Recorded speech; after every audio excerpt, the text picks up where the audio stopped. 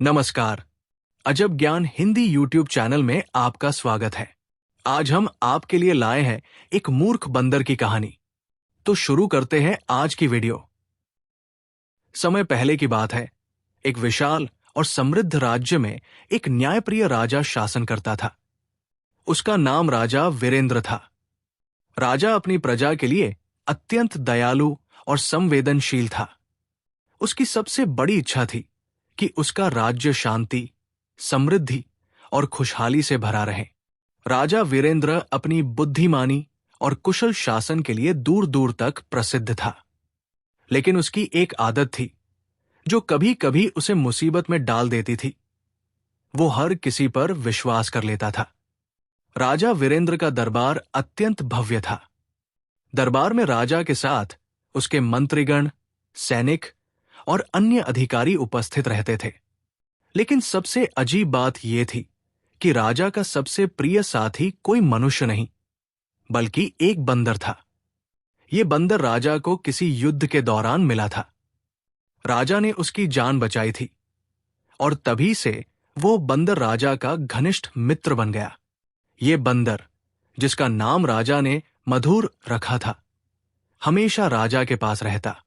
राजा ने उसे अपनी सेवा का इतना अधिकार दे दिया था कि वो बंदर दरबार में भी राजा के सिंहासन के पास बैठा रहता। राजा को मधुर की नटखट हरकतें बड़ी प्यारी लगती थी। लेकिन ये बात दरबार के मंत्रीगण और सैनिकों को उतनी पसंद नहीं थी। वे जानते थे कि मधुर एक मूर्ख बंदर था और कई बार उसकी हरकतें नुकसानदायक साबित हो सकती थी। एक दिन की बात है। राजा वीरेंद्र ने निर्णय लिया कि वो अपने राज्य की सीमा के बाहर बसे जंगलों में शिकार करने जाएगा। शिकार का ये आयोजन उसके लिए न केवल मनोरंजन का साधन था, बल्कि राज्य की सुरक्षा सुनिश्चित करने का एक माध्यम भी। शिकार पर जाने से पहले राजा ने मधुर को आदेश दिया, मधुर, मैं शिकार पर जा रहा हूं। इस दौरान तुम्हें महल और दरबार का ध्यान रखना होगा। किसी को भी यहां कोई परेशानी नहीं होनी चाहिए। मधुर, जो राजा के आदेश को बड़ी गंभीरता से सुन रहा था, तुरंत बोला, महाराज, आप निश्चिंत होकर जाएं। मैं सब कुछ संभाल लूंगा। राजा उसकी बात सुनकर मुस्कुराया और शिकार के लिए निकल पड़ा। राजा के जाते ही मधुर ने अपने कंधों पर महल और दरबार की जिम्मेदारी का भार महसूस किया। उसने अपनी मूर्खता के बावजूद ये तय कर लिया कि वो इस कार्य को पूरी ईमानदारी से निभाएगा। लेकिन समस्या ये थी कि मधुर के पास बुद्धिमत्ता की कमी थी और वो बिना सोचे समझे निर्णय लेने का आदी था। महल में राजा के जाने के बाद सब कुछ सामान्य था, लेकिन मधुर को लगा कि अगर वो कुछ असाधारण नहीं करेगा तो लोग उसकी ताकत और जिम्मेदारी को गंभीरता से नहीं लेंगे। उसने सबसे पहले दरबार के सिपाहियों को आदेश दिया कि वे अपनी तलवारों को तेज करें और पूरे महल की चौकसी बढ़ा दें।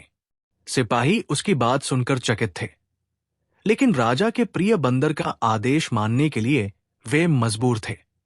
मधुर ने यह भी आदेश दिया कि महल के सभी दरवाजे बंद कर दिए जाएं और कोई भी बिना उसकी अनुमति के अंदर ना आ सके। थोड़ी ही देर में महल में अफरातफरी मच गई। मधुर ने सोचा कि अगर सब लोग व्यस्त रहेंगे तो सब उसे बुद्धिमान मानेंगे। उसने रसोई में जाकर राजा के लिए बनाए जा रहे भोजन में अपनी राय देना शुरू कर दिया। इसमें ज्यादा नमक डालो, वो रसोइयों से कहता।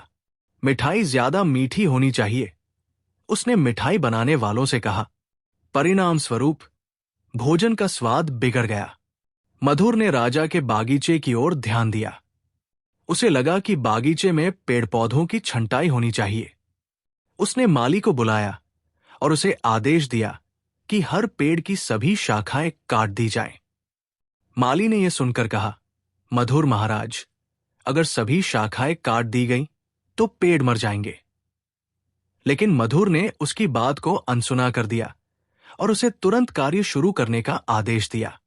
बागीचे के पेड़ पौधे देखकर महल में रहने वाले लोग हैरान और परेशान थे। उन्हें समझ नहीं आ रहा था कि मधुर के आदेशों का पालन करें या न करें। जो लोग उसका विरोध करते मधुर उन्हें महल से बाहर निकालने की धमकी देता। धीरे धीरे महल में अशांति फैलने लगी। महल के गलियारों में अफवाहें फैलने लगी कि राजा के जाने के बाद महल में सब कुछ अस्त व्यस्त हो गया है। कुछ लोगों ने दरबार के वरिष्ठ मंत्री से शिकायत की, लेकिन मंत्री भी मधुर के प्रति राजा के प्रेम के कारण कुछ नहीं कर पा रहे थे। इसी दौरान एक बड़ी समस्या खड़ी हो गई। महल के भंडार में रखा अनाज सड़ने लगा, क्योंकि मधुर ने बिना सोचे समझे भंडार के दरवाजे बंद करवा दिए थे। इस गलती के कारण महल में भोजन की कमी हो गई। लोग भूख से परेशान होने लगे। महल के सैनिक, सेवक और अन्य लोग मधुर की मूर्खतापूर्ण हरकतों से तंग आ चुके थे।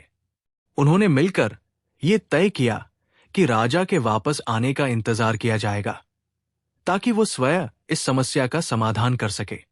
इस बीच मधुर अपनी मूर्खता से अनजान था और खुद को एक महान शासक समझ रहा था। उसने सोचा कि वो राजा वीरेंद्र से भी बेहतर काम कर रहा है, लेकिन उसकी ये सोच महल के लोगों के लिए एक बड़ा संकट बन चुकी थी। राजा वीरेंद्र जब शिकार से वापस आए तो उन्होंने देखा कि महल में हर तरफ अव्यवस्था और तनाव का माहौल था। उन्होंने सबसे पहले अपने वरिष्ठ मंत्री से इस स्थिति का कारण पूछा। मंत्री ने राजा को मधुर की मूर्खतापूर्ण हरकतों के बारे में विस्तार से बताया। राजा ने इस समस्या का समाधान करने के लिए एक योजना बनाई। उन्होंने मधुर को अपने पास बुलाया और कहा, मधुर, तुमने महल की जिम्मेदारी संभालने में बहुत मेहनत की, लेकिन तुम्हारे निर्णयों ने महल और राज्य को नुकसान पहुंचाया है। मैं चाहता हूं कि तुम एक कठिन चुनौती का सामना करो और यह साबित करो कि तुम बुद्धिमानी से काम कर सकते हो। मधुर, जो अब तक अपनी मूर्खता को नहीं समझ पाया था, राजा की चुनौती को स्वीकार कर लिया। राजा ने उसे एक ऐसा कार्य दिया जिसमें धैर्य, समझदारी और सही निर्णय की आवश्यकता थी। राजा ने मधुर से कहा कि उसे महल के बगीचे में लगे सबसे पुराने पेड़ की देखभाल करनी होगी। वो पेड़ राज्य का प्रतीक था और उसकी सुरक्षा अत्यंत महत्वपूर्ण थी। मधुर ने इस चुनौती को पूरी ईमानदारी और लगन से स्वीकार किया और पेड़ की देखभाल का काम शुरू किया। लेकिन इस बार उसने बिना सोचे समझे काम नहीं किया। उसने माली से परामर्श लिया और धीरे धीरे समझा कि पेड़ की देखभाल कैसे की जाती है। समय के साथ मधुर को अपनी गलतियों का एहसास हुआ। उसे समझ में आया कि बिना सोचे समझे कार्य करने से परिणाम विनाशकारी हो सकते हैं। राजा ने मधुर को उसकी मेहनत और सीखने की इच्छा के लिए सराहा। उन्होंने उसे समझाया, मधुर, हर जिम्मेदारी को निभाने के लिए समझदारी और धैर्य की आवश्यकता होती है। तुम्हारी नीयत अच्छी थी, लेकिन बिना अनुभव और सही मार्गदर्शन के तुम्हारे निर्णय गलत साबित हुए। मधुर ने राजा से माफी मांगी और वादा किया कि भविष्य में वो कोई भी निर्णय लेने से पहले सोच समझकर कार्य करेगा। अंततः राजा वीरेंद्र और मधुर ने मिलकर महल और राज्य की व्यवस्था को फिर से ठीक किया। महल में शांति और समृद्धि लौट आई। मधुर ने अपनी मूर्खता को त्याग कर बुद्धिमानी से काम करना सीखा और सबका विश्वास वापस जीता। उम्मीद करते हैं कि आपको हमारी ये कहानी अच्छी लगी होगी और इस तरह की और भी वीडियो देखने के लिए हमारे इस चैनल को सब्सक्राइब कर लें और अपने दोस्तों मित्रों को भी शेयर कर दें।